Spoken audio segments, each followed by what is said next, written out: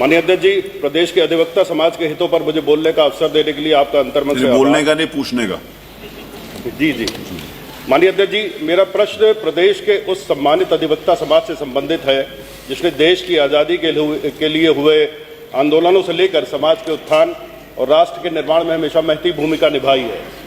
वो अधिवक्ता समाज जिसने इस देश में कानून व्यवस्था की संरचना में और अमीर से लेकर गरीब निर्धन तक सबको न्याय सुलभ करने की दिशा में दिन रात कड़ा परिश्रम किया है।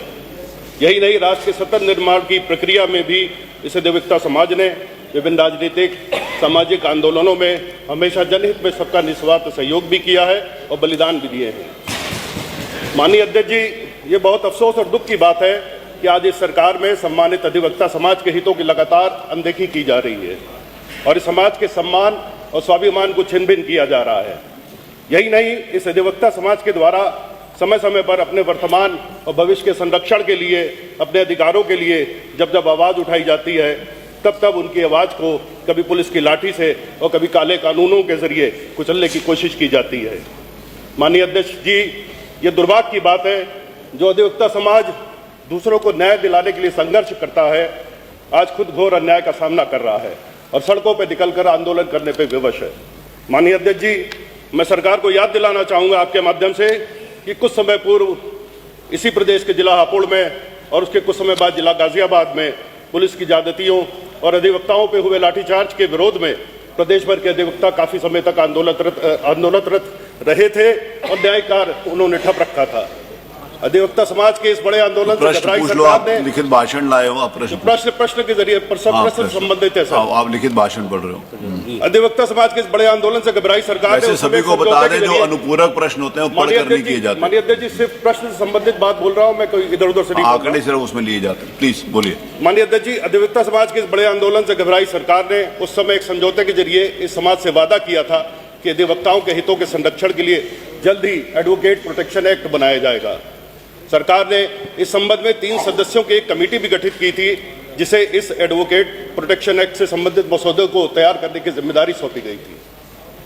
प्राप्त जानकारी के अनुसार कमेटी द्वारा काफी समय पहले इस एक्ट का मसौदा तैयार करके सरकार को दिया जा चुका है, परंतु सरकार द्वारा ना तो इस मसौदे को सार्वजनिक किया गया है, ना ही आज तक इस सदन में प्रस्तुत किया गया है और ना ही सदन से इसे पास कराने के संबंध में कोई कार्यवाही की है।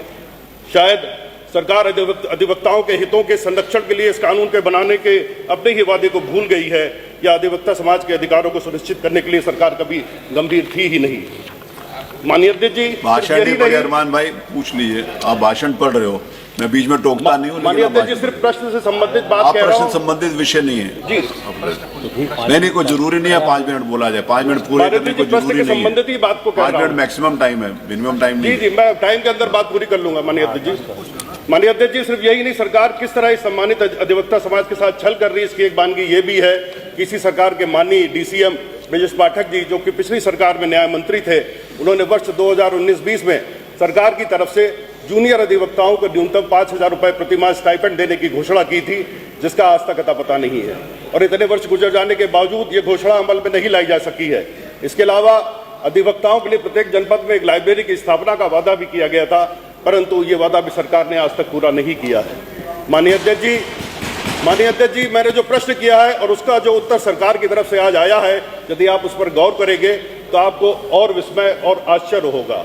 आश्चर्य इस बात पर होगा कि आज इस उत्तर में ये बताया गया है कि किसी अधिवक्ता के दिवंगत होने पर या मरने पर सरकार ये करती है, वो करती है, ये सहायता देती है, वो सहायता देती है, किंतु क्या सरकार बताने का कष्ट करेगी कि किसी अधिवक्ता को अपने कल्याण के लिए क्या पहले मरना आवश्यक है और सरकार का दायित्व क्या किसी अधिवक्ता के मृत्यु होने के बाद ही शुरू होता है?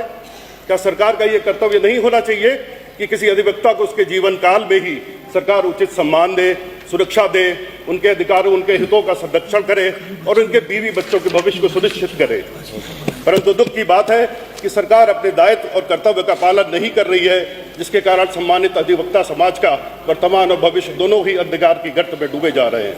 माननीय अध्यक्ष जी, हैरत की बात यह भी है कि सरकार इस प्रश्न के उत्तर में कहती है कि ये सरकार बार काउंसिल में रजिस्टर्ड किसी अधिवक्ता के दिवंगत होने पर न्यासी समिति के माध्यम से उसके आश्रितों को 5 लाख रुपए की अनुग्रह राशि देने का जो दावा करती है वो सत्य से परे है।